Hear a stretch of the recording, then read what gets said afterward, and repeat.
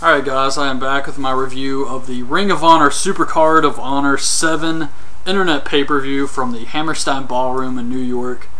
And I have to say, I had a blast watching this pay-per-view. There were some issues I'll get into a little bit later, but I just had a lot of fun eating junk food and drinking some Chuck Lights. So I thought it was a really good show. There was a fantastic match with Michael Elgin versus Jay Lethal on this show, right up there with Elgin versus Davey Richards from last year's WrestleMania weekend show. So definitely some good stuff on this pay-per-view.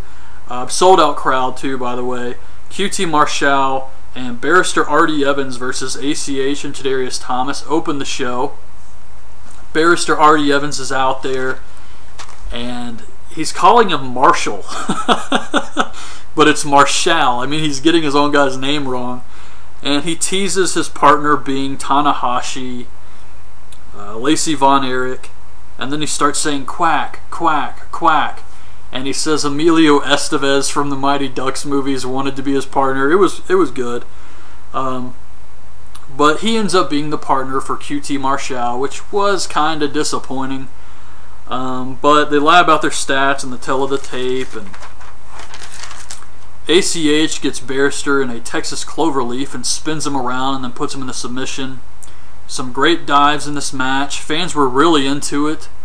Barrister hits an inverted Styles Clash on ACH, but he kicks out. And ACH and Tadarius trade kicks on QT, and ACH hits the Big Bang DDT for the win. So that was pretty much it. I thought it was a good match. Great way to open the show, and ACH, it looks like they're going to be doing big things with this guy. He's got a lot of talent, I think. He kind of looks like Wayne Brady, too. But yeah, I thought these guys did a great job.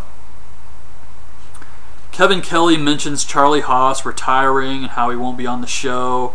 And Shelton Benjamin comes out and he says Haas isn't here. It's the biggest weekend in wrestling and he doesn't have a match.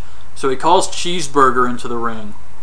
And he says Cheeseburger earned his respect, and Mike Bennett comes out and he says he's the hottest free agent out there. He says Cheeseburger looks like Shelton if he melted in the sun.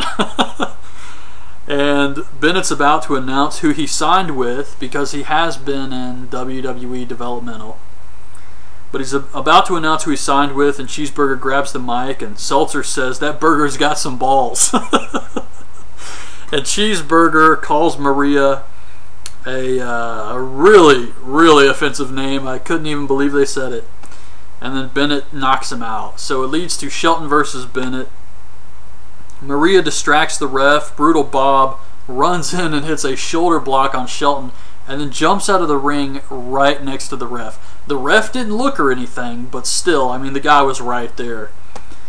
And Maria starts grinding with Bennett. She does this thing where she stands on the apron and she grinds against him. And Bennett walks away. And I can't remember what happened, but Shelton ends up on the apron.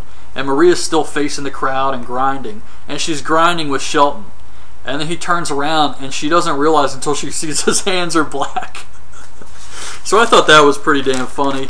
But then Shelton moves out of the way and Bennett super kicks Maria. And Brutal Bob, Bennett gets on top of Shelton. Brutal Bob holds Bennett's arms across the rope and Bennett gets the win. Let's see here.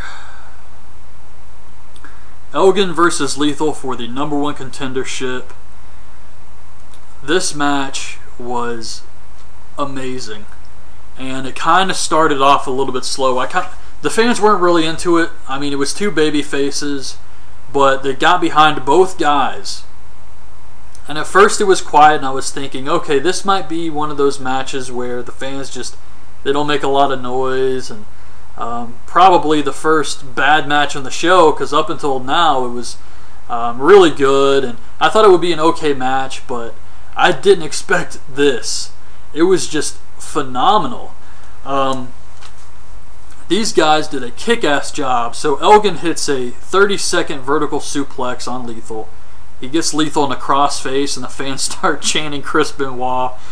A sick deadlift suplex by Elgin, bringing Lethal in from the apron. Just amazing stuff. And after that, I couldn't write everything down. I mean, the match was so good, every time I was about to write stuff down, something else would happen. I mean, you really have to check this match out, whether it's on the internet pay-per-view or whatever. I don't think they're going to show this on TV. Hopefully they're not doing that road rage crap anymore. So definitely try to check this match out if you can. It was just really good stuff here. And like I said, up there with Richards versus Elgin. Okay guys, so I had to cut my cell phone off there. The finish to the match is Elgin hits a sit-down powerbomb off the top rope. Another backhand, a buckle bomb, and a spinning powerbomb for the win. So Elgin goes over here, but just a tremendous match. Great job by both these guys. Scum hits the ring. They beat up Elgin. They beat up Lethal. And the Ring of Honor guys run out, and it starts the 10-man tag match. So you have Jimmy Rave, Jimmy Jacobs, Rhino, Cliff Compton, and Rhett Titus versus Mark Briscoe, CNC, Mike Mondo, and BJ Whitmer. And Steve Corino's on commentary. And Corino actually throws Caleb Seltzer into the barricade.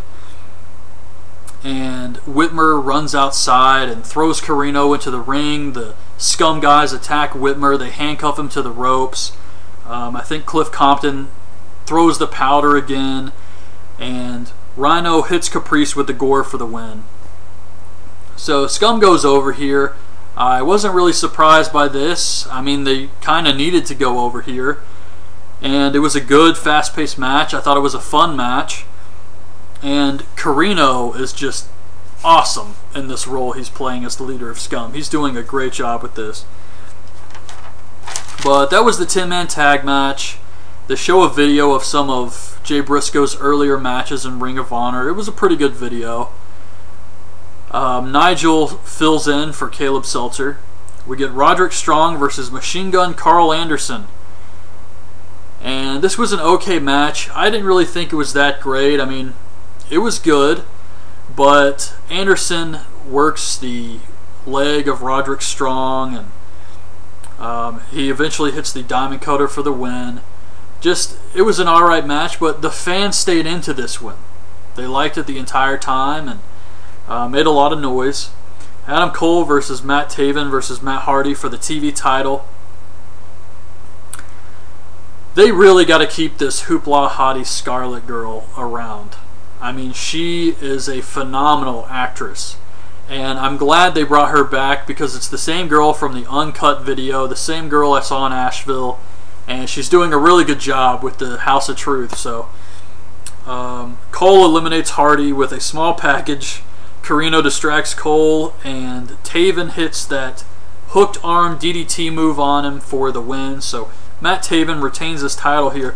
But the best thing was after this match, Matt Hardy goes up to Nigel McGuinness. He's crying.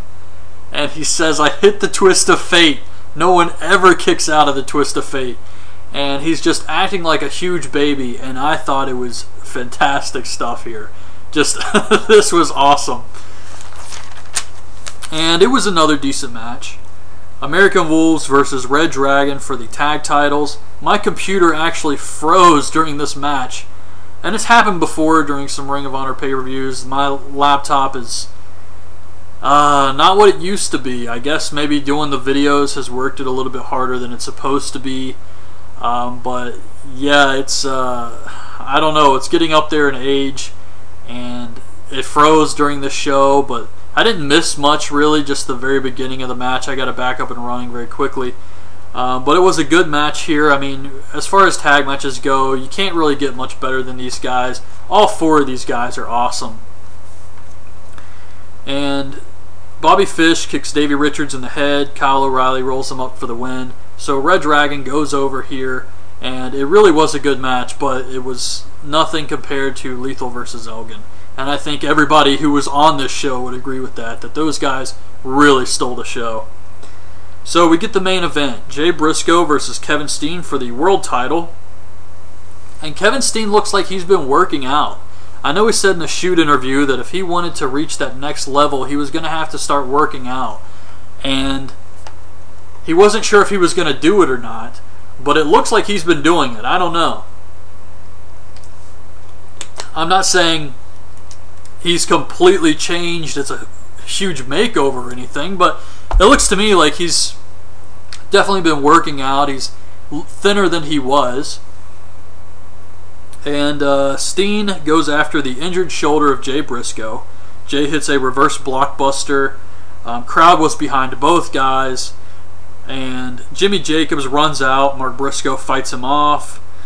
Steen drops Jay's arm over the rope and hits a nasty rolling cannonball on him. And then my computer froze again. So I get it back up and running. And I go to the Ring of Honor website. I'm trying to log in to watch the rest of the show because there was some stuff going on. Scum hit the ring again. I think Cliff Compton was out there. He was going to try and throw the powder again. And that's when it froze. So I'm trying to get it back up. I'm like, oh my God, I'm going to miss the fucking finish. And I get it back up, and I see the credits that the pay-per-view's over. So I'm hoping for a miracle. I don't expect this to work, but I click a little bit earlier on the pay-per-view, and it starts again. And it's right in the middle of the match, and I'm like, okay, this is going to work. And then it just quits loading. So I go to the Facebook page, hoping to find answers when this will be available so I can finish the rest of the show. And apparently the stream died for everyone during the main event. At least that's what it says on the Facebook page. So I guess whether my computer froze or not wouldn't have changed anything. I still would have missed the main event. But if you haven't seen the show and you were watching it on a stream like me and you do not want spoilers, I'm going to tell you what happened right now. So go ahead and click the video off if you don't want to know.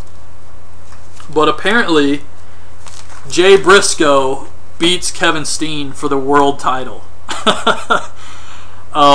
Which I really would have liked to have seen live without knowing the spoiler. I feel like I say that for a lot of Ring of Honor pay-per-views. But yeah, Jay Briscoe won the world title, and it's kind of bittersweet for me. I think Jay Briscoe definitely deserves this. I think he's worked hard, and he's a great guy to put the world title on. And I know a lot of people were saying Jay Briscoe doesn't stand a chance. He's not going to beat Kevin Steen. I thought the same thing. I didn't think Jay Briscoe had a chance in hell of beating Kevin Steen. He was just a filler opponent. But I guess Ring of Honor tried to use that to their advantage and do something that was a surprise and unpredictable. My only problem with this is I like Kevin Steen, and I really don't think they should have taken the belt off him like this. But I also like Jay Briscoe. But the big problem I have is the hype. They really could have did a better job just hyping this up. Jay Briscoe's had all these title shots. He's never won. Steve Corino said he's a bridesmaid. He's never a bride. He can't win the big one. And I feel like they really didn't hype this up except for last week's TV show. They really didn't do any hype. And I don't know if they did that intentionally so that people would be surprised when Jay Briscoe won or what. But that's the one thing I would change, is really hype this up as Jay Briscoe's big match. He's getting another world title shot. He's never won. He's been with the company all these years. He's worked his ass off. He's bled for this company. He's getting his title shot. And they didn't do that. But like I said, maybe that's what they were going for. I don't know. I would have done things a little bit differently. But it was still a decent match, what I got to see of it. And I'm fine with Jay Briscoe as the world champion. I don't know. I think maybe they should have kept the belt on Steen a little bit longer. And it really would have been better if they hyped it up, I thought. But yeah, that's how the show ended. And I plan to watch the rest of the match as soon as possible. Tomorrow night is the Ring of Honor TV show, so I plan to do the rest of the video for that. So after I watch the match, I can give my overall thoughts on everything that happened in the main event during my review of the TV show. But I wanted to go ahead and do the video since apparently the stream cut out for everybody. And I don't know. It's one of those things. It just happens sometimes. But yeah, I still had a blast watching the show. I thought it was really fun. Every match was good, and some were just great. So definitely a positive show for me. And I can't really say I'm super pissed about the stream cutting out at the very end. Yeah, it sucks. It's a horrible thing to have happen, but I'm not nearly as pissed off as I normally would be when I try to log on and I can't watch the show for the first hour. I think that's much worse. So hopefully they can get things up and running very soon and I can watch that last match. But yeah, SuperCard of Honor 7 was a success in my opinion, and I know people are going to go nuts over this streaming issue, but I don't know. I guess we have to wait and see what happened this time. It's always something. So that's my review of SuperCard of Honor 7. I hope you guys liked the video. Leave your thoughts on the show in the comments, and thanks for watching.